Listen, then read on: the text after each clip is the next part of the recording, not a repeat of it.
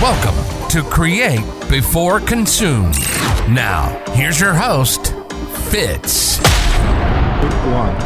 Welcome to Create Before Consume, a podcast from creators for creators, all about creating. My name is Fitz, and we got here Sway, but Sway's not your real name. Can you give me the real one? Yeah, so the real one is Josue, but I go by Sway. All my friends call me Sway. I'm known by Sway, so Sway is my name that I go by. Yo, there we go.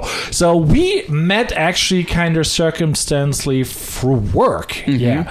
So you basically do sales? Mm-hmm. Yeah. Or how would you describe it? Because like you were basically managing at a big video agency or Reels agency, mm-hmm. The sales for the Mastermind. Mm-hmm. And you're doing basically the good work. You're closing clients. You're managing all the DMs. And I'm like, dang, you're like really active out there. And now you're also posting like really, really a lot. So, and I really like that. So that's why I was like, hey, I want to know a little bit more about like what is it actually to be a salesperson mm-hmm. and all the good stuff. Yeah, absolutely. So that's correct. So I do indeed do onboarding for Mastermind clients and sales. You know, so most people when they hear sales, they think that they're meeting some sketchy person, that they're, you know, have in a high pressure situation where they are going to be basically victimized and it's a predatory scenario. Yeah, I like to see sales as me helping someone make a decision in their own best interest. So, for example, if you were to buy a car from me, I wouldn't just see you assess: are you wearing Louis Vuitton? You got any Dior? Like, do you got money? And try to put you in the most expensive car. What I would do is put you in the most appropriate car per your goals. So if you came in, I would say, well, hey, nice to meet you, Steve. You know, what type of car are you looking for today? Gotcha. And they say, oh, I'm looking for a sedan. And I say, okay, that's great. And any particular reason why a sedan? Yeah. And they say, oh, well, I have a brand new baby that I want to make sure is safe. So in that case, I may say, well, have you considered an SUV? You know, so sales, and when I perform it, is meant to be consultative. It's meant to be interactive and not high pressure at all. So I help people if they're on the fence about the Mastermind. Is this training the right for me? Does it make sense? I walk them through that process and kind of help say, hey, like you need this really bad. I saw your content and I think it just may help you go to the next level. Yeah. And with that being said, like sales is also like one of those things where people are like, okay, you go to a carport and you just sell the thing like you explained, but also it's just like really like you're solving a problem and you're basically highlighting like you need this or that, or maybe this is better. So you're basically educating the client on what is the best outcome. Mm-hmm. But how did you get into this? Because like when you start trying to apply for a job, specifically sales, it's like, oh, you only get paid if you close. And then it's like commission based, and then it's not commission based. And there's like so many scenarios. So can you introduce like the world of sales to people a little bit more? Yeah, absolutely. So talking about, so you're 100% right. You know, a lot of jobs you go into, especially entry-level sales jobs that are just sales, no customer service. Those are commission only. So you only, as we say, some people say, you only eat what you kill, so to speak. So I like that. That sounds really cool. You know, like it's old school. You gotta hunt the prey down. You gotta hunt them down. So that's one style. But then there are styles of selling and sales jobs that have a base pay. So you know you're guaranteed $30,000 a year and you get a little bit more on top. Now, how I got into sales is how most people get into sales, and that is I fell into it. I never grew up thinking that I was going to become a salesperson. Never wanted to be a salesperson. Never knew a salesperson existed. And then I met my friend and I saw how much money he was making. He was making about $200,000 at the age of 25 doing sales. It's kind of crazy numbers. It is, because it's really ludicrous. But sales, the reason why you make so much money is that you're only getting paid a percentage of what you make the company in profit or in revenue. So for example, my role now, I get paid 10%. So, you know, I can make crazy money and any salesperson can make crazy money, but the opportunity is only there because you're making the company much, much, much more money. And I feel like for most people, they don't understand that because they feel like it's like a MLM marketing scheme, you know, and in the end, it's like not like that because like, you make the company money and you just get a small percentage, you know, and then it doesn't sound that crazy, but everybody has like, oh no, you know, and it sounds like... Yeah, like I said, there's like a lot of negative connotation to sales, but it's actually like one of, like you said, best paying jobs if you work solo, for example. Like I had my sales experience with solars and I'm a freelancer, so I have to basically close my own clients, pitch them like, hey, this is my solution. I help you with X, Y, and Z. And it's like a skill, you know?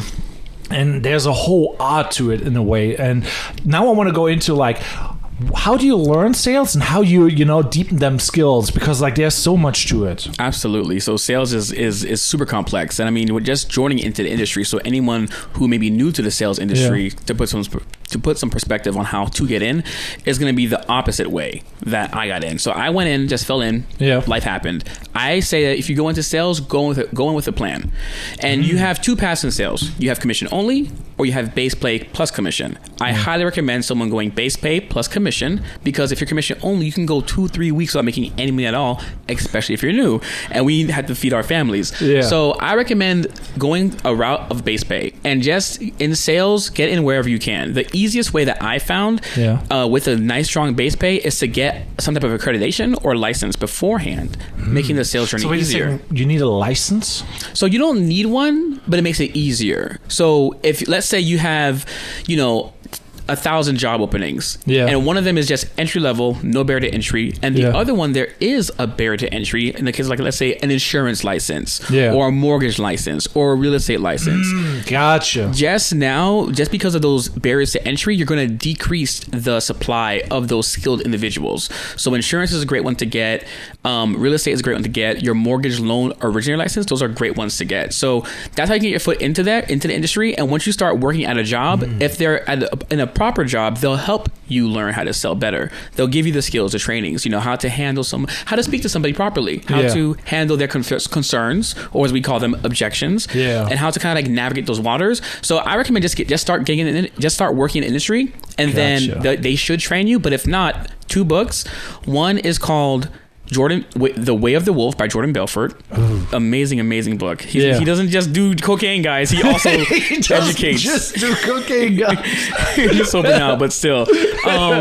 So that one, that's the foundation to understand like sales at a whole, because it talks about like getting leads, marketing, conversion. But then after that, The New Model Selling by Jeremy Lee Minor. That book has been amazing because it completely changed how I sell and view sales in general. It makes it more about, let's talk about your true concerns and desires. Needs and at a deeper level. Exactly. Damn. Yeah. So I'm, like I said, like I'm a big fan of sales, and it's like one of those things where it's like the better you can do it, the better your business runs. And sales is everything, because everybody's like, I don't need sales, and no, you need sales, because like you mentioned it, getting leads, getting all this, and it's like it's a whole ecosystem. And even if you're like not self-employed, you still need to figure out how to get more work and how to get the go-to guy in a way. And with that being said, like it seems really like since you work there where we viral edits, you're producing now those reels, and now you're like, daily, or what is your routine right now?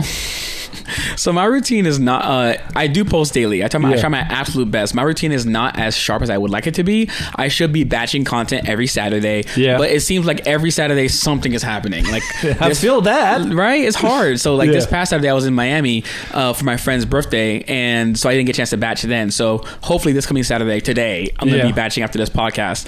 But that's the process, right? So I tried to record, as many reels as possible on Saturday. And now I actually have hired some people to work for me to do my editing. Thank God, because that has freed up my time. And now I spend my time looking back over what videos are performing the best and making some spin-offs of those. I love it. I love it. That's the way. Absolutely. So like looking back at your data and then iterating off of that. That's the key. Because, one thing that I was exposed to is that people don't actually go back and look at the analytics enough. And so I'm trying to get better at that. Yeah, that is a big one. Like data is like, for example, I do like YouTube, and when I do YouTube, it's like some videos totally flop, and you kind of have to produce and plan the content, and then it really works out. But you don't always have the time to prepare, plan out, like, okay, I know this works, so I need to do more of that. It's usually like, okay, I feel guilty, I need to just produce content, Then you produce random content, and it's not performing, and you're just like, shoulda, coulda, You're like speaking my memories. Like that's so true, especially when it's crazy, right? Because I feel like when you start posting daily, there's something that happens to your audience psychology. They start to notice, and you're first going to hear it from your direct sphere, like your friends and family. They're like, oh, you're posting a lot, but then afterwards you start coming across, maybe more extended people you met once or never at all. And then you start hearing them talk about your content. And then right after that, life gets hectic for some reason. It's like I posted 30 videos. I posted 60 videos in a row every single day, and all of a sudden I now have too many parties to go to. And like that's just how it ends up happening. Because you start to be top of mind for your local, network, and then you have more opportunities, and then life gets hectic. So it feels like to your point about the guilt, I have experienced that any time I started to become consistent, life starts to happen all at once, and I'm like, damn, I can't post my usual quality, but I need to post something. I know. So here's a picture of a sock. It is a big issue. But going back to like posting reels, obviously there's like lots of benefits coming from it, because like the reach is kind of crazy. Even let's say you get like a video that only has like 200 views, or 400 or 500 or 1,000, or that are all external views. It's like usually not, it's maybe like 10% of that is like your closest friends. I have sometimes like post a reel, gets like 2,000 views or whatever, and then it's like none of my friends saw it, but all the other people saw it, and it's a weird thing. It really is. But that's the power of it, though. Yeah, is the fact that you're going to and you're getting exposed to a new audience. Yeah, people always talk about how TikTok is a place to get discovered. Yeah, and I've recently been thinking about what does it mean to get discovered in the context of social media. Yeah, and I think what that means is that you are shown to a new. In this case, let's talk about one person. Yeah, you're shown to one new person. They see your face, your likeness. They hear you talking. Then from there, they look at your username and they're like, oh, okay, so josuedeslauriers, what else he has.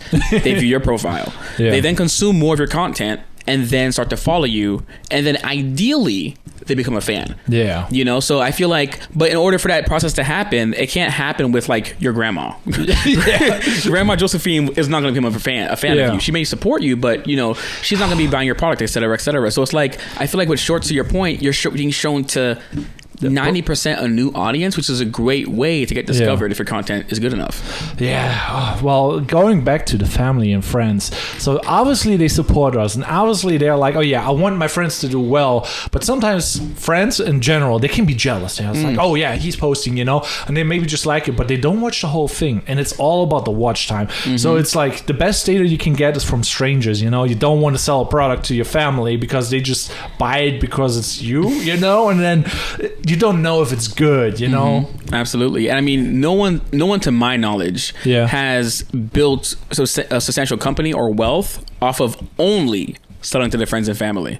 Yeah, it would be kind of rough, in sales, for example, when you have like, insurance, for example, everybody's like selling. When you're a new salesperson, at least in Germany, and you're selling like life insurance, you go around your family and everybody's just like, oh yeah, he got this new job. We kind of ignore him now, it's just like, then the only thing you learn is like, okay, it's really hard to sell, and you sell to the wrong people too, because there's probably thousands of people just trying to get that product, but you're pushing it to the people and most people are not extroverted. And I feel like nowadays with reels or social media in general, it's so easy to meet strangers. We never really met, even though we work together. Yeah. Like to your point, it's amazing because you can meet people, new people, through your content, and that's why it's so powerful, because it's like the people that you're gonna make $1 million by selling hundreds of thousands of dollars to tens of thousands of people who you don't currently know. Yeah. You know what I mean? Like, you don't go from $0 and coming from a low income family to becoming a millionaire by selling to your friends and family. It just is not enough people, So that's why, like, to your point, the specific thing about this content is that it's going to new eyeballs. And then from there, you can then begin the sales process, if that's what you're doing with them, or begin the whatever transaction, whether it's you're trying to make money or you're just trying to make the world a better place. That transaction can now start because you have been shown to a new person, which is super, super powerful. I think you did a great job of expressing that to people. I think that people take that for granted greatly. But also, going back now to the reach of those strangers and all those possibilities from, like, producing the reels. What is your game plan? What is your goal for basically this year in general, or like with reels in general? Yeah, great question. So this is all gonna tie together. So just bear with me. So I just finished 75 Hard. Have you heard of that before? No. Okay, so 75 hard. Oh yeah, 75 hard. Yeah. So I just finished that, and I felt like such a strong sense of accomplishment, but also, you know, got much better health, much better energy, etc., etc. So I realized that I really like challenges. Yeah. So Ryan McGinn has like a year-long challenge, where for content creation. It's where for the first 90 days. You post once a day. I saw that tutorial, and I think I edited like the highlight thing, and I'm like, damn. But you followed through, you know? Like that's the key, is actually doing it. It's like, okay, here's a plan for how you can make over 1,000 videos in a year. First 90 days, you know, a video a day, then after that 2, and then you scale up. Yeah. But then it's like losing weight, right? It's like, I know that I should put this burger down. I should not eat this entire bag of Doritos by myself. It's family size. I should stop. But I'm not going to. Good. So it's like the same thing with content creation. It's like with content creation, it's almost like losing weight, where you know what to do, but it's hard to do it. It's simple but not easy. You know. So that's the thing, man. So I've been posting every single day. So for me, what my game plan is there, I actually have it planned out now. I feel like for a long time I was just making content with no rhyme or reason. Yeah. So for myself, it's to build my personal brand. Yeah. And what that means for me specifically, based upon my characteristics and what I have. So when I was in high school, I was extremely shy and introverted. Like, this would never have happened. Yeah, it's weird. Yeah, you know what I mean? You're sitting by a stranger in the house, somewhere in the back of the house. But I now am like doing content creation. I do sales. Yeah. I now host and run a event group with my friend who we founded it, I think, about 2.5 years ago. Yeah. With now over 3,000 members. Damn, and like, that's good. It's pretty powerful. Our attendance, like, in person can now exceed 100 people. Like, coming to one venue here in St. Petersburg. And so for me, my journey has been going from the super shy guy to being the extroverted networking guy. And then also too, I used to be really, really overweight. So where I'm at right now, I've lost about 50 pounds compared to my heaviest. So that's a good amount. Congrats. Yeah, thanks. Yeah. Halfway to 100. Halfway to 100. But so from there, so my next step is to build an audience, specifically men who are looking to get out their shell, stop being so shy and introverted, or lose weight, improve the discipline to help, improve the lives of others. That's my plan there, is to build an audience of those type of people, because I want to offer them the service of like helping them go from that to just being a little bit better. Like if you're obese, let's at least get to average. We can do that, very manageable. And I've done it myself. Yeah. So I have proof that it's possible to help them out along that journey. So that's kind of like my next step where I'm going. Gotcha. So what is like one of those things that helped you getting started with a routine besides like 75 hard? Obviously that is a really good one, and you kind of should explain that. What is 75 hard, and what are your go-to tips for getting a routine started and building the healthy habit? Yeah, absolutely. So 75 hard is a fitness challenge where you have to commit to doing it for 75 days straight. Yeah. If you fail any one of these next challenges, you completely lose, and you have to start over again from day 0. So they're to work out twice a day, 45 minutes each, 2 separate workouts separated by at least 3 hours, and one of them has to be outside. So I like that, especially here in St. Pete. Oh my God, yeah, it was. I definitely got a bit more tan. You probably wouldn't believe it, but it happened. So the 2 workouts, then you have to drink a gallon of water every single day. Yeah. Stick to a diet and not cheat on it. That is the tough one. Mm-hmm. Put the cookie down. Put the cookie down. And then read 10 pages of a book every day. Yeah. And take a progress picture every day. And that's it. So very simple things. Yeah. But to do consistently over the course of 75 days straight. Yeah. So that, like, just being able to accomplish that and finish that was tough. So, sometimes so making a new habit, my recommendation is honestly doing 75 hard. Like, there's nothing on that list will make your life worse. Yeah, it's just all good. And then from there, for the first 2 weeks, understand it's gonna be a pain in the ass. It's gonna suck. Like, it's just not gonna be easy. And then the third thing is have some external accountability. So what I'm starting to do now for my own self is I have to do this behavior consecutively or XYZ. So for me, I have to make sure I have within my own behavioral patterns, like waking up at a certain time, starting work at a certain time, getting a certain number of sales done. I told myself if I fail those things, I have to go back on 75 hard until I accomplish them 30 days in a row. Oh, now I have a question though, because like 75 hard basically means like, okay, you got to go outside and work outside, you know, or work out. Yeah. Is that what started pickleball for you? Or what started that? Because like for the people who don't know, this guy's, you're like, you know, beating grannies on the field with like the pickleball and everything. And it's like a trend right now. So I'm like, how did you get into that?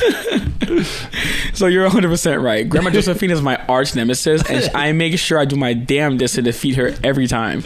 But the pickleball thing, so funny story, talking about building healthy habits and building a better version of yourself. Pickleball started because I was partying way too much.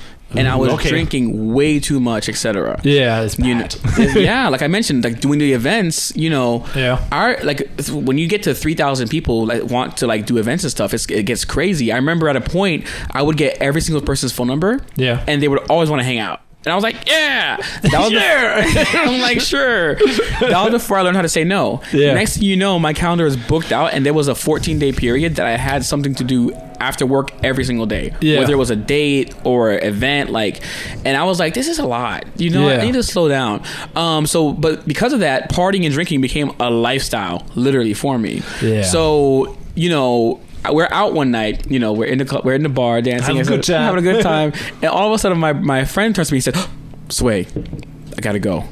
I'm like, dude, it's like 10 p.m. He's like, yep, I got tea time tomorrow morning at 7. I'm like, tea time? I'm like, why the hell would you schedule golf at 7 a.m. on a Saturday? You know you're gonna be out the night before. He said, exactly, Sway. That's the key. To keep myself out of trouble on Friday, I have myself something to do early morning on Saturday. And then pickleball for me became that thing. I was like, it's like tennis. I can lose some weight. I can stop going out and partying so much. I'll have an excuse to go home early. And I tried it out, and it addicted me. Okay. You know, I consider myself... But where you play down here? Like, I was like... Anywhere and anywhere. Like wherever. I consider myself a pickleball thought. Because, like, I'm down to play anywhere in a parking lot. Like, we can get it. Like, I'm paddles in the car right now. So, DTP, down to pickleball. I love it. Oh. Yeah, with that being said, like, most people don't really know, like, the whole partying is cool. Especially if you're, like, let's say you're in a new city, you don't really have friends, you're introverted. It makes everything so easy, you know. You hold the drink in your hand, you know, and you're just like, oh, cheers, you know, and you feel like good, you know. But the one thing that most people don't even know how it fucks up your day. Like the next day, you want junk food that goes into the diet, you know, because you feel like crap. You want to fight that hangover, and it's just like terrible, you know. And then like obviously side effects of like it costs money and yada yada yada. You sleep in, the day is wasted basically the next 2 days. Oh yeah, 100%. That's so real. And I think that, you know, what's cool is that there's a growing trend of going to sobriety, which I really appreciate. And I think that there needs to be more people speaking vocally about like, let's be conscientious. Yeah. You know, I'm not advocating no one does anything because that would be hypocritical, but there's balance to everything. Moderation. You know what I'm saying? Like 14 days in a row. Like that's not anything but. So I agree. I think that it's important now to kind of like be conscientious and talk about these things more, which I think that culture is going towards, but it's the implementation piece that I plan to talk about a little bit more. Like talking about like, hey, if you're, I actually talked about this with the same guy. I was like, bro, this is a video. Like, cause you inspired me to start having a sport obligation at 8 a.m. every Saturday. Yeah. And that has made it so much easier for me to stop partying. Yeah. And so I started something called the Discipline Den. Discipline Den? That sounds cool. What is it though? Yeah, so Discipline Den, it was so when I finished 75 Hard, I just felt like this is going really great and I want to keep this momentum going, but I'll be damned if I keep this up for another like XYZ amount of time. Like I need something else to motivate me. So I created a private group. It's a Facebook group. It's a WhatsApp group where you join and we do a 75 Hards together for 30 days. So it's like a community. New one basically? Like you do the 75 Hard and then you do the new one in the group? So yeah, that's what I did. I did 75 Hard. The very next day, I'm like, all right guys, Discipline Den day 1. Okay. So I ended up being sober, like, and doing the whole 75 Hard thing for about like 120 days or so, because I failed my first time because of a progress picture on like day 20. The picture got you? The picture got me, which is crazy because the night before I was up all night partying sober. and still read my book before bed. Yeah. And then the damn it's just a damn picture. The damn picture. Yeah. A selfie. But yeah, so that's kind of like my strategy and like kind of like what I want to talk about for people to help them out. Yeah, I love that. I mean, like, it's very important to have role models, and also like you said, like a lot of partying, you know, and like groups. How do you network? What is your go-to for networking? Because like I think that's like one of the most important skills: meeting new people, meeting strangers, and for some people they don't even know where to start. What's like your 5 tips? Yeah, so I mean, I could break down networking to like a system. Oh, you got a system for it? It's like, actually, wait a minute, there's a science. So there definitely is. So I think of a lot of the world like sales. Yeah. Right? So in sales, you have these things called leads. And a lead, all it is a person that's interested in your product or service. Yeah. Right? So AKA, if you've ever seen an ad for interested in a whitening, enter your phone number here and we'll send you a coupon to get your teeth whitened. You are now a lead for that dentist. Yeah. You're now someone that has expressed interest in that person's product or service. So in the case of networking, a lead would be you need to meet a shit ton of people. Yeah. Like you just need leads. Like you need people that you need. Like whatever your goal is, there oftentimes a person can be the solution. Usually it's either a person or money. But a person can give you access to money. So it's like the person can always oftentimes solve your problem. So if your desire is I want to make a new friend group in a new city, the first thing you have to do is find where a shit ton of people are. Now, in sales, we have cold and hot leads. So hot is like someone that's like, let's say you're a clothing store. You know, someone's going to a meeting with a CEO and they just spilled coffee all over their brand new white shirt and they run into your store. They meet in 5 minutes. They needed a shirt. You can grab a shirt for $100 and sell that person a shirt and they're like, thank you so much. Yeah. Same person comes in, different time. They have just bought a new shirt and they're just perusing. Yeah. That person's much more cold. So you want to find a place in the case of networking where your leads or people you're meeting are hot. Meaning that they are looking to meet new people as well. Yeah. So I actually don't recommend bars and clubs to meet people. Yeah. Because everyone's drunk. No one's going to remember you. But I do advocate for going to events. So whether you're going to a Facebook groups event, whether you're going to a meetup.com event, but you're going to a place that's like for people who are new to the city or the area and who are looking to meet new people. Yeah. So now everyone's going into the interaction like, okay, I want to meet this person, get to know them. So that makes it so easy. So the first thing is you got to find people. And then there actually is a strategy for each step along the way. But I mean, if you give the average person like the assignment of you need to go get 5 phone numbers from guys and girls to like network, the first step is go where the people are. Yeah. And where they want to talk. Yeah. So basically going to a networking event.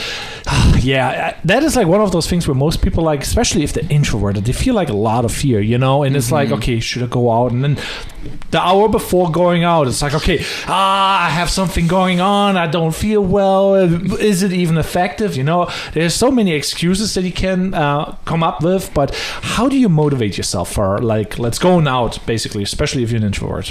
That's a great question, right? Yeah. So in the case of, for me, I find that motivation is based upon desire and punishment. So the good outcome and the bad outcome. Yeah. So let's say that you're an introvert. If you're an introvert looking to make some new friends, you can think about 2 things to make it easier. The first of which is what's going to be like to have those new friends, to know those people, to maybe see that, to know that girl. That's the first thing. But there's also the thought of what's going to happen if I don't do this. Yeah. If I just keep being alone, bored, depressed in my room by myself, no friends, no one to play games with or whatever. Yeah. How is life gonna look like in 1 or 2 years? So, and then it makes it so much easier to conceptualize the fact that, hey, I put myself out of my comfort zone for about 30 minutes just to go to this event, and my life can change forever. You can meet that one person that can now help you meet your next 2, 3, 4, 5 best friends. Yeah. You can be that connect. You can meet that person, and that very much does happen. So that's like the first thing I would use to motivate myself, and then as well make the commitment very small. So I'm not gonna go to this 2-hour event for the entire 2 hours. I'll just go for 10 minutes, see if I like it. If I don't like it, I'll leave. And that's what happened to me. Okay, I like that because, like, I think there's like a whole skill and an art to it. And I have sometimes like events, like I had I was like I had a gig where I basically made a 3D presentation for VR goggles, and I was like, okay, I did the world that you see when you look around with the goggles. I made everything, but I needed somebody to operate the PC, and I'm just explaining how to use the controllers, put the headset on, and guide them through the world, and it's basically like the next level in the future with like the Apple Visions and whatever. So basically my partner, who was like, hey, I'm gonna do that with you, jumped out. He bailed, and I'm like, oh, how do I do this now all by myself, know? And it was like high stress situation. I'm just like, okay, I got this. Basically put music on and had got myself like a little bit upbeat, and like it's and that is like what gets me. Like I gotta get pumped up with external music, and then I'm just like in the right mood, and then it's really hard to be depressed if you listen to positive shit, It is. Yeah, you gotta, I'll tell you what, when you're, especially if you're shy and trying to meet people, you gotta have what I call the amp up song. You know what I mean? Like you gotta have that song that when you're in your bed an hour before the event and you're thinking to yourself, maybe I'll cancel, where you can play that song and it gets you going. For me, it's gangster rap. Like for me, like I hear some Pop Smoke, like some Dior, and I just hear that bass doom, and I'm like, you know what? I don't really want to do this, but I can make it happen. For me, it's Kanye. It's like I'm driving there, like, okay, he got that ego, and just like you get all pumped up, and it's just like, yeah, easy. And it turns out always it's fine, It's all now ahead sometimes. It is. It's all between it's all between most problems of life are literally only between your ears. Yeah. There are very few things in life that having a different perspective would not be positive for your emotions, for your stress, and for your brain and heart and all those things. So I agree. Most of the times we create our own problems in between our ears. Yeah. So with that being said, like, so we kind of have like the mindset, the hyping up, and the routines. So what else you do for fun currently? So besides like the pickleball. Oh man, that's the hardest question. Yeah, because you're grinding really hard out there. Are you into Logan Paul's fight, for example? You're gonna watch that? Oh, I haven't really. Here's me making back about work again, right? Yeah. I haven't kept up too much with what's going on. I want to watch it for sure if it does happen. But man, Dylan Dantes, whatever, he's a freaking master marketer. Like that dude is getting the hype going. Okay. Like. Geez, I mean, he's doing it in like a black hat way, so to speak. Well, it's not. Everything's legal, but like. Well, I think the last one that he did was not so legal because he was like throwing a microphone at him, and now there was blood everywhere. So there's like scars and stuff. Oh, I was talking about the pictures. No, I'm just like the pictures is whatever. But my buddy is like, "Hey, Fitz, you gonna watch it tonight?" And I'm like, I got the wedding going on. Yeah, he's like, "No, afterwards, let's go there." And I'm like, "Yeah," I'm like going maybe to a Wingspot or something and see what's popping, And I'm like, there was blood on the floor, so I'm like, I'll tell you what, I mean, they say all's fair in love and war. Same thing in business, some people say, but I mean, like, I feel like you have to draw a line somewhere. You know what I mean? So what was the context? Like, did someone like talk some shit and then the mic got thrown, or like how'd that? If you know, I mean, like it's always like the typical, you put them in a spot where they see each other, and then like they'll do the posing, and obviously they pose, and then somebody talks trash to look cool, and the other guy had a mic in the hand and just threw it, and all you see is like on the media, like there's blood on the floor, and it's just like, okay, this must be real, unless they got like the package somewhere and squeeze. I don't know though. It's so wild to me to think about how our brains are so like. Their perception is so based upon context. Yeah. Because when you told me that story, I was like, damn, that's wild. But I was like, they're fighters. Like, you got hit in the head with a mic, bro, but you're gonna get kicked in the head with a tibia come tomorrow. So it's like, I mean, just a day earlier, you know what I mean? Yeah. Compared to like if it was like some random woman, just trying to cross, you know what I mean? Context matters. But that is still inappropriate. People shouldn't be getting hit people should not be getting hit with mics out here. Yeah, it's not good stuff. But on that note, though, who's winning in your opinion? Man, I would say Dylan. Dylan? The reason why is, as they say, he has that dog in him. He got the dog in him. I mean, if you're willing to put some dude's shit through that grinder and to just talk so much shit to that degree, like And he's been doing this longer too. You know what I mean? Yeah, he's a professional. And like he's a professional. Like I knock people out professionally. And I guess Logan is too. But I mean, there's levels to it, right? Like this is like this guy has like 1,000 5-star reviews on Google Business. we've been kicking ass since 19 years old. You know, he has that legacy. But whereas Logan's like more of like the new startup kid on the block. Like I think I can do this. You know. Yeah. Plus, I mean, Logan's head's gonna be messed up, man. It already is. It already. I mean, like it's Logan Paul. He doesn't have like the best reputation, to be quite honest. Yeah, but on that note, like, who are the celebrities? What is the content that you consume? Like, what makes you you? Like, what is your, you know, what do you feed yourself? Yeah, great question. So, man, I went through this really big phase of like, you know, because Tom Bilyeu is someone I look up to. Okay. Right? And he has like rules. He's like, if it's Monday through Friday, I'm either working or working out. Yeah. I was like, bet. I can match that energy. Bet. That's the mindset. I love it. Bet. And so I went through a phase of not consuming anything that was not educational. Yeah.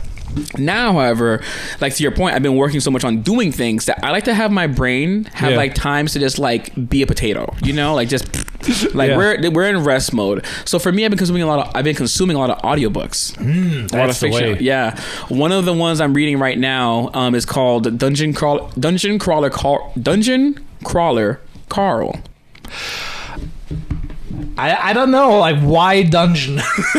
Because it's like, that sounds interesting, but in a different way. Is it a grind, or what is it? So the reason why that book spoke to me so much is that it's like a how to describe this and make it make sense. Yeah. Like, okay, it's a fiction, it's sci-fi. Yeah. The primary character was abducted by aliens, he and his cat, and they're being forced to participate in a game show. Huh. Okay. That's life or death, unfortunately. Yeah. So that's not fair. You know, sci-fi. Yeah. Context matters. So his cat's able to talk now because, you know, aliens. And so they're going through like this game show. Yeah. But the whole game show is designed to be as attention grabbing as possible. It's like the number one show in the entire galaxy. Yeah. And they actually end up, like the contestants on this life and death show, end up getting sponsors and followers and like fan packages that are like weapons to get them alive.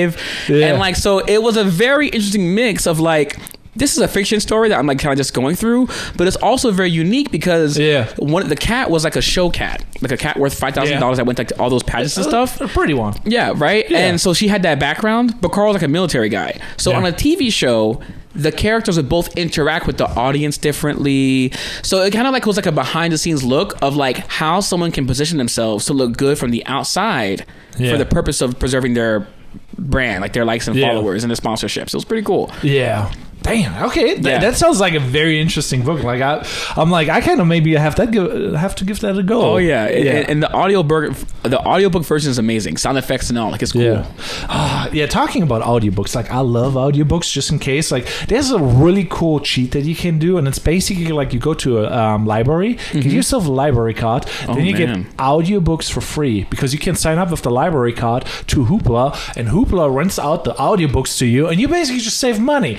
That's cool. That's what's up, you know. It's like usually audiobooks are really expensive, and like most people are like, education in America is so expensive. Like, nah, it's free. You know, you just go to the library and get the card, you get the audiobooks, you know, learn from the experts, and you get it for free. Same with YouTube. Yeah, that's a very good point. I mean, because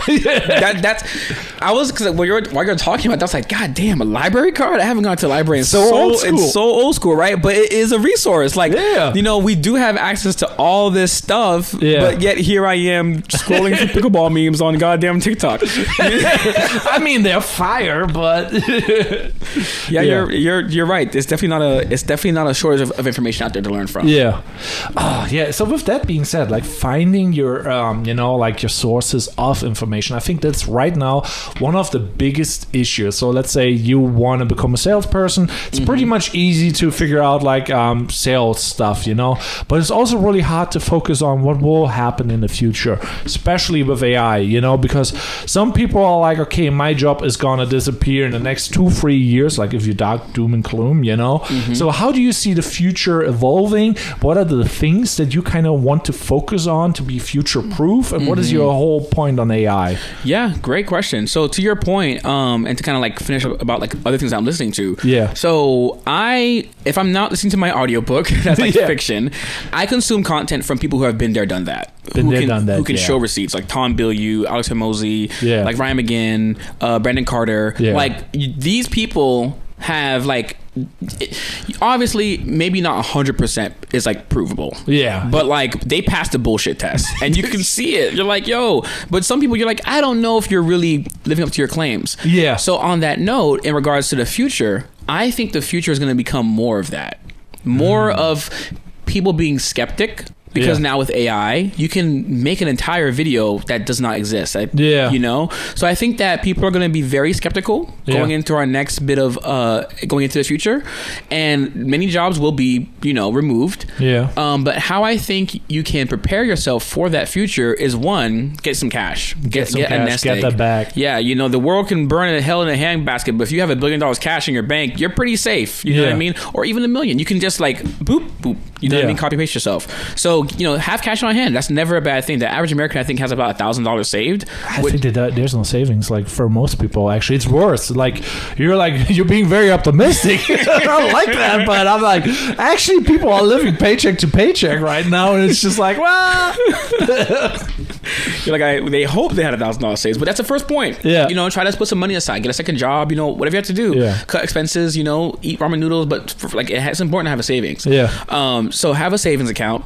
Then I think it's important to build your personal brand. You know what I mean? And no matter what way you try to do that, whether you do, if you're afraid of the camera, you do a podcast, audio only. If you're afraid of that, do writing. But I think it's important to have some place where someone can go back in time and see that you are who you say you are. And that having receipts, because that way, when the whole AI thing becomes more like ubiquitous and prevalent, people, you'll have some defense. You know what I mean? Because if you're trying to sell something or get a job somewhere, and and it's you, and you have years and years of documentation of your journey of your life, or teaching somebody something online, even not related to your niche, and you're comparing yourself to the same person who has, and you guys have equivalent credentials, you having receipts is gonna help you out. And so that's, I think, the way to protect yourself from AI is like, you want to have like, make yourself as blue check mark as possible in your real life. Like have like receipts. Gotcha. I love that. That's actually like a very good mindset to have, like having the blue check mark, have the receipts. I also, on that note, I feel like it's very powerful to have those in-person connection, because I feel like, social media and all is powerful, and sooner or later, like social media becomes weaker because like everything could be fake. I saw like I think like 2 days or so ago, a Chinese AI influencer live streaming 24/7, not even existing as a person. It's just like an AI program that looks like a real woman talking about products, basically getting those sponsored monies. But if it's fake, you will not consume it. So I'm like, will you even do social media if you don't know if it's real? And if you cannot compete with it, it makes no sense for you to do it. So I'm just like, I feel like right now it's like about like building communities, and like that's where I'm like kind of like into now, where it's like I need to meet as many people in person to make those connections in case everything like collapses. I'm like, I have my friends, I have my buddies, Absolutely. You have to have that personal connection. I like Instagram for maintaining friendships, because you can see what your friends are doing, they can see what you're doing, you guys can comment back and forth. And I've kept in touch with people for years doing that without having seen them in person in a while. But I still like, so for one example, I was able to actually stay with one of my friends from high school at his place in California when I was traveling there for a neuroscience conference, and I hadn't seen him in person for over 5 years. But we did what we always do, send memes back and forth. That's the way. The story, etc. And we maintain a relationship. But to your point, you want to have deeper ones as well. So where you're meeting people in person, where you're creating a community, where people know you. And that's the thing, is that at scale, like branding yourself and putting out content, people like we've all seen someone's account get hacked. Right? Like nightmare. All of a sudden that sweet innocent girl who you've known for years has an OnlyFans, and it's like in Chinese. Like that's not what you would do. So that feeling of that person would not do that. Yeah. You can have that scale when you have receipts. Yeah. You know what I mean? So I think that's another thing that's important too. So like you have building those in-person connections, using online to stay top of mind, to stay like in their face, and then just being consistent with regards to who you are. You know what I mean? That way people can know when you deviate from that. That way they'll know that it's not AI. Yeah. Perceived highly unlikely. Highly unlikely. Yeah. Because like, oh no, that's what they would say. He wouldn't do that, kind of. He wouldn't do that, or that's definitely him. Like you see my memes, you're like, that's definitely. It's pickleball. Got to be him. Pickleball grannies. Winning or losing. Yep. Sway. That's on brand for that guy. Yeah.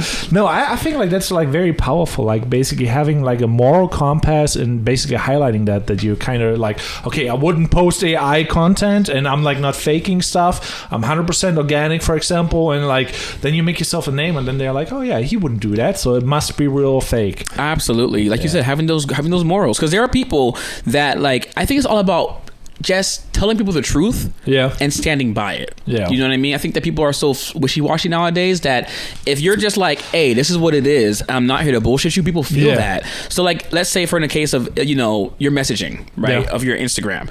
If you tell people up front, like, you message me, it may not be me talking to you. Yeah. It may be AI or maybe one of my employees. Yeah. People are like, okay, bet. That means I'll send you, I'll send you my news via text. But you know what I mean? Like, they'll like correspond with you with the context, knowing that it may not be you, which is appropriate. And they know that if they want to talk to you directly, they can call you or text you. And if they don't have your number, they shouldn't get that direct access in that context. Yeah. That is actually like a really good point, especially if you're into sales. You probably saw a lot about like those AI chatbots closing clients and stuff like that. Mm-hmm. Have you experimented with that? Because I was like thinking about going into the AI game because like I heard like from one of my models, she's an OF, and she's basically like outsourcing to the Philippines like the DMs.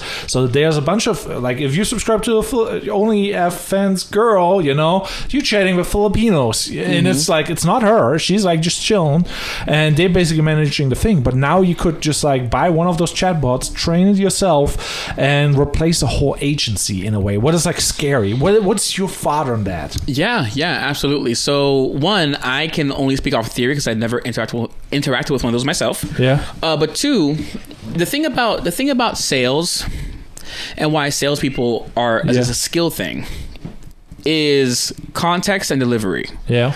So, one of the things that I do when I'm communicating with somebody is that I match my level of casualness based upon what I think they would like me to say. You know what I'm saying? So I wouldn't so if I see someone with whom I'm going to interact, I try my best to present myself in a way that feels comfortable to them. Yeah. So I'm from Broward County, and I use like a lot of local slang. Yeah. So, but if I'm in Texas, I'm not going to be like, "Yo, what's up, bro? How you doing today?" Like I'm not going to. It's more like howdy. It's like, hey there, which is important. Yeah. And the thing is, AI where it's at right now doesn't know how to do that because when you're communicating with somebody, you want to have a special touch. It's funny that you mentioned OnlyFans and like their DMs. I mean, like any chat kind of way, because absolutely. Like I think I have like a physical therapist. I think he does like chatbots for just like reaching out to strangers. Mm-hmm. It's just AI reaching out. Hey, how's it going? What do you think about physical therapist? And it's like, it's a powerful thing, but in the case of whether you're doing OnlyFans, physical therapy, or whatever, the important thing is the context and how you send a message. You know what I mean? It's much more powerful to say, "Hey, name, I just saw this on your profile. Based upon that, I wanted to say this." That's much more powerful than just saying, "Hey, name, great profile."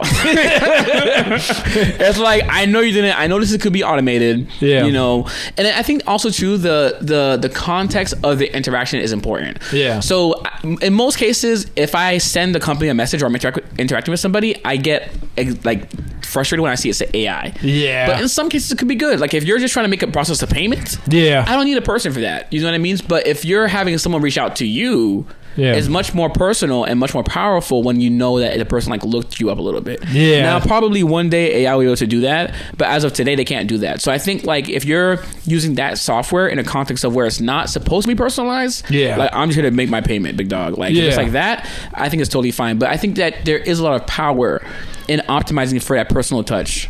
I have to let the cat out. I will cut this out. I'm sorry.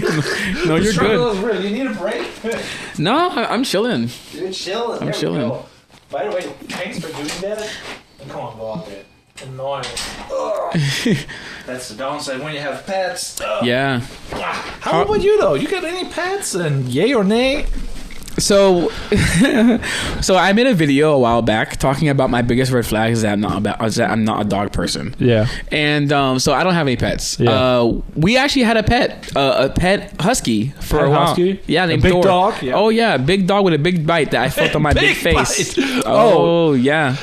Yeah. I'm not the back in the day, the house didn't have like a backyard and there was like a little bit fence going on. Everything changed. But I had a person knocking on the door because it was open to the back road. And now it's not because we gated it off. But there was a lady getting attacked by a dog in the alley. And she thought it's my dog. But I do not have a dog. I only have cats. So I'm just like, okay, yeah, I can't really help you, you know. And then the guy drives around with like, hey, have you seen my dog? And man, the lady went off on him. Oh my God, I can imagine. That's the thing about pets, right? Is that, you know, it's they can be they are a responsibility. Yeah. Point blank period. So for me, I'm not really anti-pet. I just don't have them myself because I just know that I'm not in the place right now for the extra responsibility. Yeah, it's work. Yeah. So I feel like my thing is going to be a bonsai tree. A bonsai tree? I've been really feeling a bonsai tree, man. Okay, what type of bonsai? You got like specific or just like, oh, just playing with it? Just playing with it. I forget. There was a TV show when I was a kid I used to watch called Sagwa, the Chinese Siamese cat. Okay. And on that show, I was first exposed to a bonsai tree. And I think the reason why I like bonsai trees so much is that they're a metaphor for life. Yeah. Because you can control how the outcome is to a certain extent. If you take care of it, you prune it, you shape it, you do everything, you can affect its outcome. But even with all that, you can never make a bonsai tree 100% the idea you had in your head. Yeah. And I think life, in particular as an entrepreneur, is the same way. You can do the right things, you can try strategies to make your life how you envision it to be. Yeah. And you can get pretty damn close, but there's always going to be external variables affecting it. Yeah. So that's why the concept of having a bonsai tree for me is like appealing. Yeah, that's pretty deep. I love that. This is a good answer. Also, like, I don't know if you're into traveling, but like, yeah, if you have to travel, it's like very annoying to have like a pet. Mm-hmm. Yeah. So, but you mentioned a moment ago about like traveling to California and a neuroscience thing. Mm-hmm. What is the neuroscience thing, and what is, how does that intertwine with sales and being a content creator? Yeah, great question. So that was a remnant from my past career. Oh, okay. So before getting into sales and insurance and content creation, etc., everything else I'm doing right now, I was actually an aspiring physician. So yeah, I was like balls deep in it, man. Like, I became a nurse at 18, did that whole thing. Then I got my degree in biology, minor in chemistry and psychology. Yeah. And then I ended up going to do neuroscience research at the McKnight Brain Institute at University of Florida for 2 years. That's what's up. So I led a team there. That was a great time. So yeah, then I applied to medical school, took my MCAT, did well, applied there. It was cool. I actually got, like, one of my things that was like really cool in that time is that I got a recruitment letter from Harvard. That was like super crazy. That's a flex. Yeah, I was like, wow. And then that's when I met my friend who was making $250,000 at the age of 25. It's like, that doesn't sound so good, those student loans. I was like, these damn loans plus being in school for 8 more years from that point. Yeah. You know what I mean? To then start my career. I was like, damn, if I just took all this energy and put it into entrepreneurship and business as well, or prime only, I think my impact could be bigger. Because my whole thing that I want to do is help decrease the stigma behind mental illness, be like an advocate for mentally ill people and take care of them, and then be a shield for their families. Yeah. So I figured that I was like, damn, I could achieve it so much bigger and grander through entrepreneurship than I could being a solo, physician. Oh, yeah, that's powerful. Like it. So you kind of have like a why. That's like most people, they're like, oh yeah, what's your why? And some people don't really have an answer. So it's really good that you have a why. Oh yeah. Yeah. Because like this kind of also like motivation, and it kind of feeds back into like, why do you hustle? Why you do X, Y, and Z? Yeah. And what else makes like your gears spin? Like what is like gives you fire? You have any like student loans, for example, where you're like, I need that money, or I would say for me, I sometimes jokingly call myself a megalomaniac. Yeah. Just like being like power. Yeah. And by power, I mean the being able to control my life. Like that bonsai tree. You know what I mean? I want to be in a position where I can choose to not like be required to. Yeah. So that for me is really appealing. And also, being able to help people. I remember I made a video talking about networking on YouTube Shorts, and I got a comment saying, this is pretty helpful. Do you have a course? And I was like, A course? Give me a month. I was like, bet. I had never even thought to make a course before then, which was interesting. But I was like, damn, I just helped somebody. Like that feeling for me was like being able to look somebody in the eye, or I guess their avatar, and like know you help that person out and made their life better. That to me is like gets me going. It's like, wow, okay, so cool. I can have power to help make my life better, help make other people's life better, make a lot of money along the way. Like that to me gets me going. That's powerful. It's powerful. For me, it was like one of those things, my why is basically like, if I make videos, you can make videos from anywhere. And you basically like, if you build that, content catalog where you get a couple thousand views every month, and it basically pays you, and you don't even have to upload anything anymore. Like back in the day when you did YouTube and you got your catalog started with like, you have 100 videos and they pull like several thousand views in, you kind of can live from the AdSense, because like shorts are different than long form, and long form is like gold. If you have a viral long form video, you're making bank, and it still gets views over the time. And I'm like, okay, I gotta get on the YouTube, but there's a whole science to it. And so I'm like, that's the goal for me, because then you make the catalog and you're free. So for you, it's freedom, being able to like live the life that you want and still make money, even though you may not be actively working in that moment.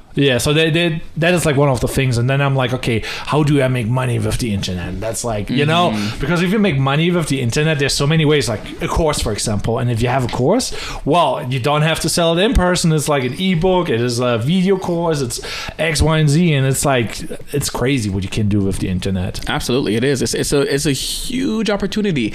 One thing that I'm coming to learn, though, time and time again, is that it really is an information age. And the reason why I say that is because now everything is being commoditized. Like everything is becoming a product. So the biggest example is like website creation. So before, like, man, like, well, I can't speak from experience, but what I've heard 20 years ago, if you're trying to build a website, it's going to be a bit harder than it is in 2023. Nowadays you don't even hire a professional sometimes.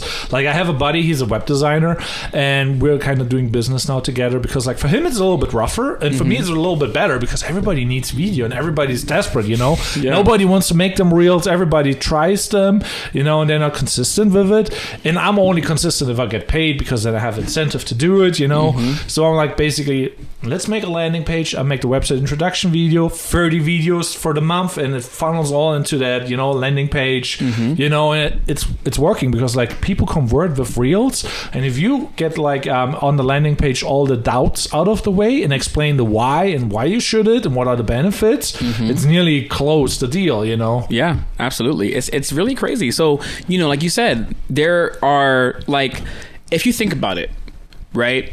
If you take 100 people, put them in a room, and say all your families are going to die unless you make $100,000 of revenue this year. Well, in 2024, because we're about 3 months away from the year. I feel like you find a way. I feel like, man, assuming they care about their families. I was about to say like he's like, sign me up. I'm like, God damn it. Chill on the couch. We got this. Sorry guys. But I feel tried hard. I tried so hard. It's just so hard to make money. They're like, you're a surgeon. What are you talking about? But yeah, I feel like 80% could get it done. If not more. Because like all you would need is, in that case, you don't have to hire a company to build a website. You can literally use like WordPress or so many other like smaller plugins and just boop, have a website. You can buy a camera and learn how to create. You can talk about that one in a second, right? You can learn how to edit online. Like it's just it really is an information age, because now access is easier.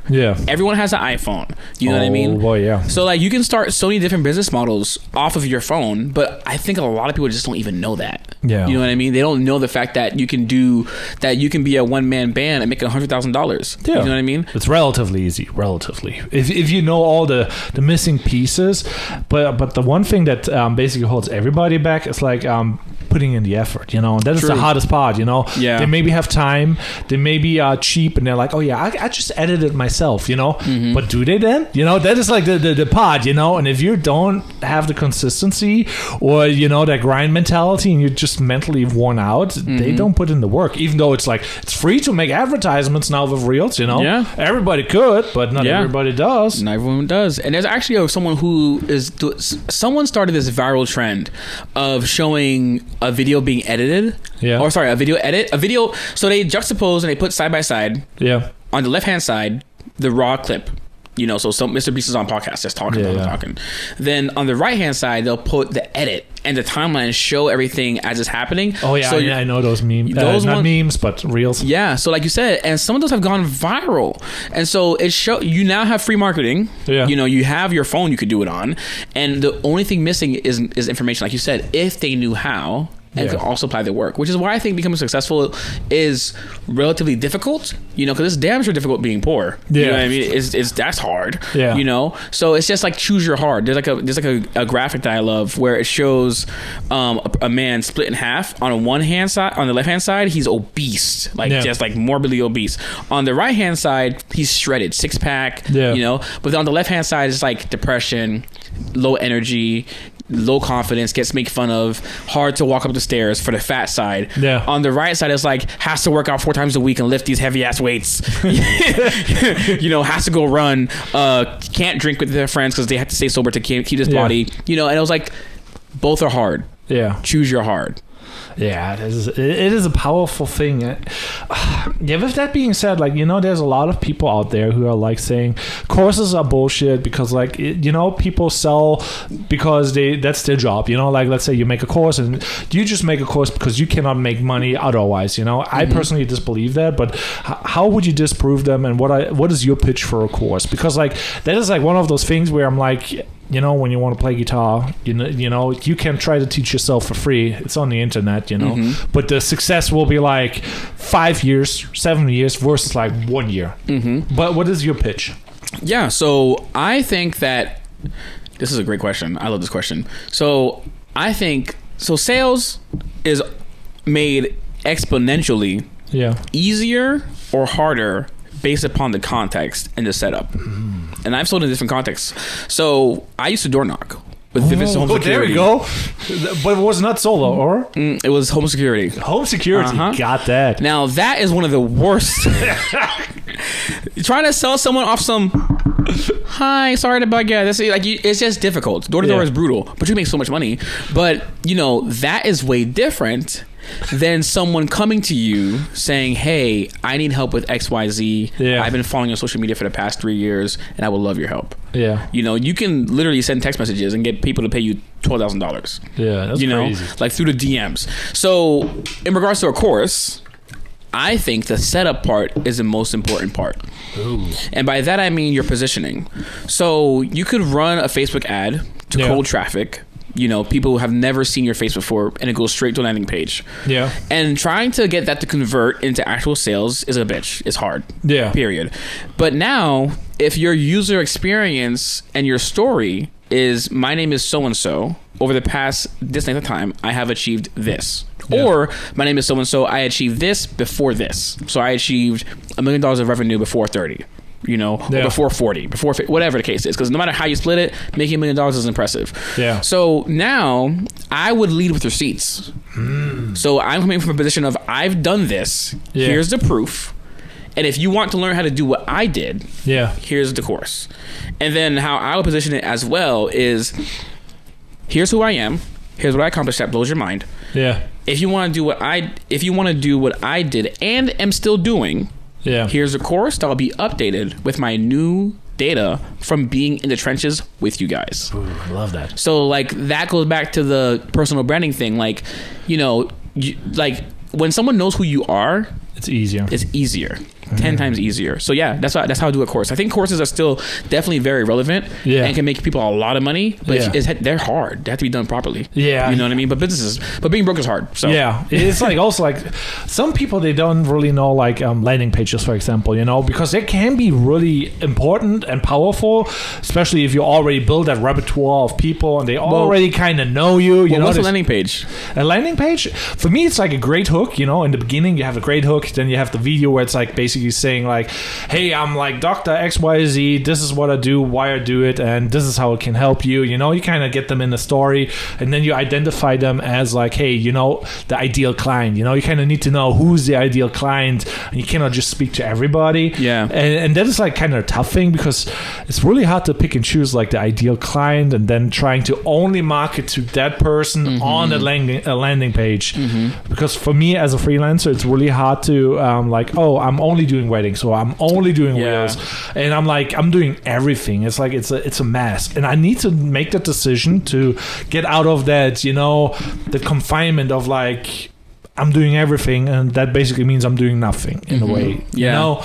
But I'm well-versed and well-rounded, and I have a lot of knowledge, but it's like, it would be better to just do niche down. Yeah. What's always helped me is to think about, because I've been thinking about that too, right? Of like, I'm doing a lot of things at once, and thankfully things are going well, but I want to really take some shit to like the nth degree. Like I really hunger for that, because another thing that gets me going, talking about what gets my gears going, is progress. Like seeing measurable progress. I'm like, oh, I just love those numbers. It's from my gaming days of like, oh, EXP bar, level up. Oh my god, I'm a Pokemon, I want to level up. Like So to your point, what I do oftentimes is think about one of my friends. He was the person that showed me how much money you can make in sales. His boss is like a consultant for people making millions and millions of dollars. And he said that, guys, it's important to find your triad of awesomeness, which is, what do you like doing? What are you good at doing? And what makes you fucking money? In my own words, I did the fucking first, some extra sauce. So like, so that could be something we're thinking about. Like, what do I like doing? Like, which client? Because I mean, a wedding pays great. On scale it doesn't, but you know, like on like once or twice a month, it's great. You know. But then like, okay, so that's like the money side. Like, do you enjoy it? Like, you know what I mean? Like, kind of like walking through those little, like those different questions. Like, what am I best at that makes the most money, that I also enjoy doing the most? Because like, even with freelancing, there's like so many different types of content creation, like short form, long form, you know, B2B, B2C. It is so much, and it's like really hard to like niche basically and figure out like, who are you and why you're gonna do stuff. And I went down that route and trying to find my why. You know, for me it was a nightmare because I couldn't come up with one. Everybody's like, there's what is it, Mark Simmons or whatever, and he has a book, Find Your Why. And I'm just like, okay, I'm gonna find my why, and I'm just like sitting there for like 2 years, like basically you're like, where's it at? My thumbs. I'm like, I guess I don't care about anything, but I need to make money. So wait a minute, you know, just like the progress was gone, and I got lost like searching for my tail, and I'm like, I didn't need it. I should have just done what I did, and it worked. And now I'm like, didn't do progress. So I'm like, I'm in a weird spot, and now I'm like, okay, it's really hard if you have ADHD and you need to focus. Per the definition. Kind of. Yeah, it's difficult, man. It's like, you know, like the more, man, it's wild, because like the older I get, the more I realize just how much the little things fucking matter. And like with business and sales, there's just so fucking much. You know, like talking about like a customer's experience, the landing page, the copy, is there going to be a video? Is there not going to be a video? Okay, before the landing page, how do I find traffic? Before that, who's my avatar? So let's say you have your avatar, you have your landing page, they converted over to a meeting. Well, what messages do I send before the meeting? How do I give them reminders for them to show up? Once they're on the meeting, how do I talk to them? You know, there's just so much that goes into it when you're a solopreneur. So I kind of believe that like, to make progress, you really need people. You know, because I've been the expert in like sales, and coming into an organization that doesn't have that, and seeing that, I was like, oh, there is so much money being left on the table. But the thing is, percentages in a way. You know, I see it in percentages. Like if you would do like, let's say landing page with like a in iPhone video, low quality versus like high quality lighting situation, multiple cameras, back and forth, like documentary style, looks more expensive. You know, the chances are higher for higher clients. With yeah, and all those things matter. Yeah, and I think that's why it's so hard at the beginning, because there's so much shit you don't know, and you don't even know how much you don't know. And it's my favorite saying. Yeah, it's true. Because I mean, if you're coming from medicine, and you're trying to start your own business, man, we're not even talking about taxes and stuff like that, right? Yeah. So we're talking about how do you find clients? How do you service those clients? How do you sell? How do you retain? Yeah. How do you increase how much each client is worth? There's just so much. But that's also the beauty of it. Yeah. Is that, like I said, you never stop learning. Yeah. And you're also engaging and like working in a dynamic and ever-changing environment. Yeah, that is very powerful. That's what I like about like having ADHD. You know, it's like, oh, I'm a freelancer. You know, this month we're focusing on this. It's like, you learn a lot, and you know, and it's fun. And then, oh, wait, we got to do taxes. You know, and then you learn a lot more, you know. You learn a lot more really, really quickly. You know, it's one of those things you don't even know. I'm like, quarterly? Oh, fuck. Like, yeah, man. Yeah. It's definitely difficult. But I don't know. That's why I think that's what gets me going as well. Is like there's always room to grow and progress and help people, man. Like, people need these products and services. Yeah. Like, desperately.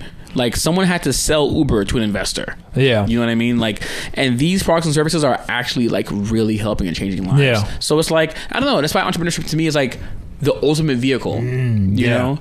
It's very powerful, very powerful. So how long till you get your first course, though? Or what would you do first? Like, would you do a ebook? Would you do a course? Would you do an audiobook? Or would you do a mastermind? What products would you do right now if you would be like, okay, if I would have to come up with something, what is the most ideal item for you? Yeah, great question. So for me, the ideal item would be a live class. And this is like hot off the press of like my brain. Yeah, no, it's fine. It's all game. We love the creativity. Yeah, it like just so there's a guy by the name on Instagram by the name of Tom.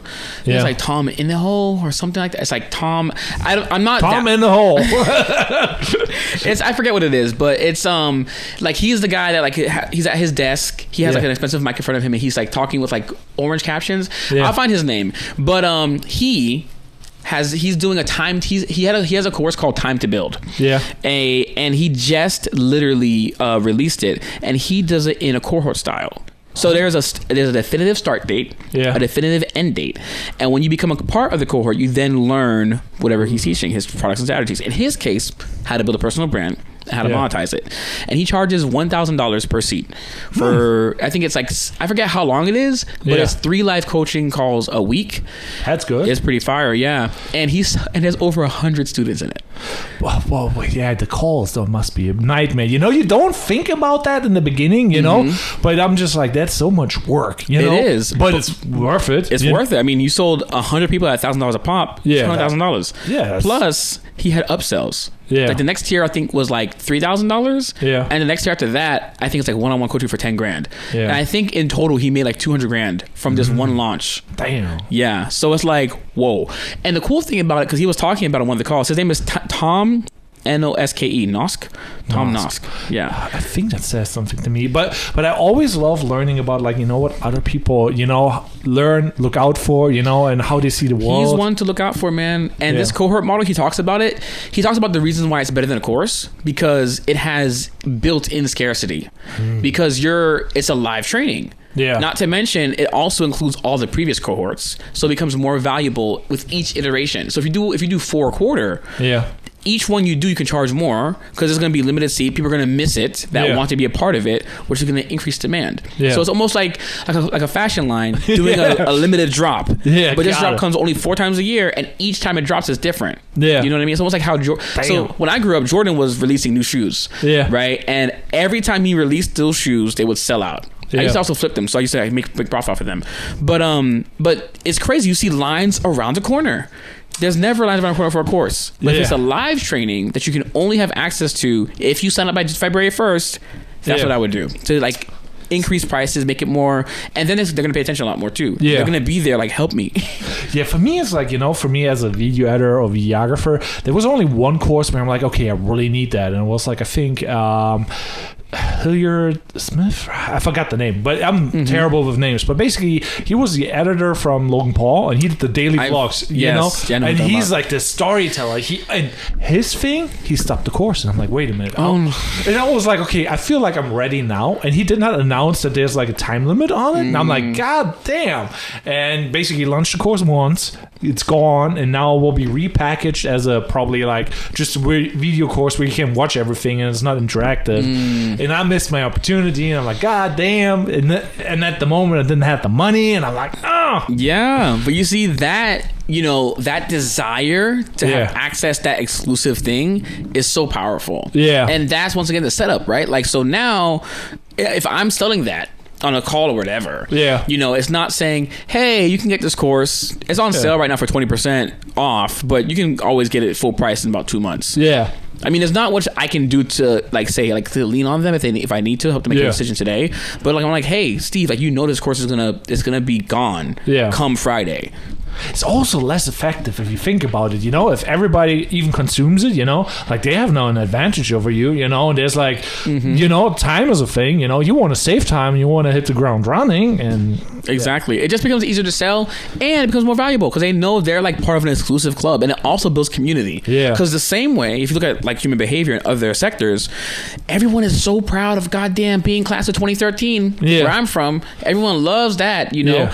So it's almost like the same thing. You are cohort 1, like you are the OG, or cohort 3. You know what I mean? Like, you know, like I was part of the XYZ program first cohort. Like it gives you like this part of like like an in-group feeling. You know what I mean? Almost like what Hermosi did with the book launch. That was and having wild. The hats and stuff. Like on my sales calls, I'll have his two books behind me because I know they all love them. So they're like, oh my god, you follow? I'm like, yeah, I do. Buy my product because you know we're the same. Acquisition.com, we're part of the brand. Like, family. We won. So you support me, I support you. You know what I mean? I love it. It's important though, right? The setup. So that's what I'm getting into recently is like learning new models for how to make my job easier, because I don't want to have to hem and haw and twist someone's arms, you know what I mean? And some people those people sometimes become your best clients. So they give you the most like positive reviews because they were unsure and you were correct in saying, hey, we should do this, just trust me. And then they take a leap and it ends up working out because those people are more conscientious. You know what I mean?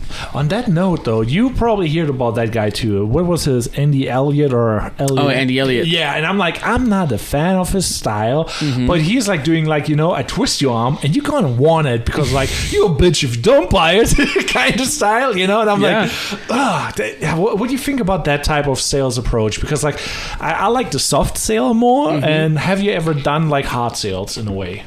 Yeah, great question. So one of my things about me that I know that I'm like very clear on is that I am outcomes religious, methods agnostic. So I'm about the outcome. If you screaming and shouting, like if I'm thinking about me having a salesperson underneath me, right? And also myself thinking about like my own process. If you screaming and shouting makes you 50% more effective and makes 50% more income for yourself, your family, and like the company, let's run it. Let's do it. You know what I mean? If you have to be gentler, ask more questions, is better. Let's do it. So for me, my opinion, because I have done a little bit of that, right? I think that, you know, you can put your energy, especially if you're a solopreneur, which I still am. Excuse me. You can put your energy only a certain number of places. And for me, I would much rather improve my systems, my plans, my marketing, and my operations than trying to improve my sales. Because I would just rather like have the business model be so good that sales is just a benefit, where I don't have to be a master closer.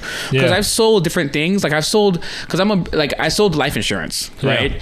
And those sales, trying to sell life insurance to someone who's like retired, who's on a fixed income, who, you know, is leaving it for their, you know, children.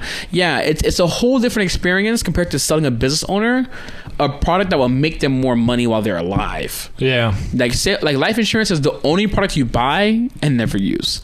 I heard something about like, you know, you see those Instagram reels where like, oh yeah, there's a hack so you can take out your life insurance on yourself and make money and infinite banking. And so now it's also stigmatized, right? So for me, I think that you could sell multiple ways, but I would rather prepare for the way that is easier up front through setting up the proper systems. But then also too, let's think about the lifetime relationship with your client. So like if I'm talking, if let's say the hard selling way is more effective in conversion, but it's horrible for retention, or people have a bad taste in their mouth about your company, it's not worth it. Let's go ahead and maybe not get as many sales, but we have good relationships after the fact where people speak well of us. That's what I think is important too. Yeah, that's powerful. Having like a good name, and like, because like people will be like, okay, I don't vibe with that, so I kind of walk the extra mile around that, or just don't even answer the door because I'm like, oh yeah, the people are just trying to close me, and I'm like, I don't feel like dealing with that right now. Yeah, it's like weird. And it's also how you talk about it as well. Yeah, you know what I mean. Like tone is everything, and also to ending things on a respectful note. I think I read this. I think it was from Chris Voss, who's like the FBI negotiator. Yeah, and he talks about that whenever he would have to give someone hard news, he would always lead with it. Like let's say that a certain employee is not meeting their standard. Yeah.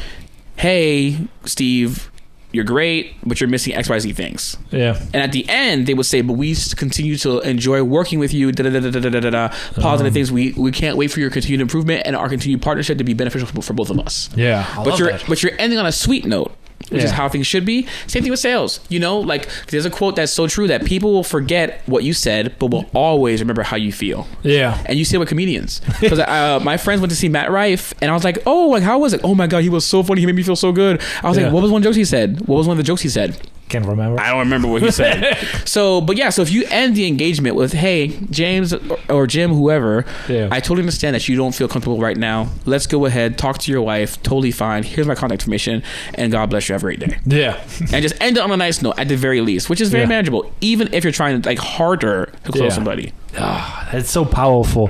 Man, we're already talking for an hour and 20, and I need to go on a wedding because we got to film and work a little bit.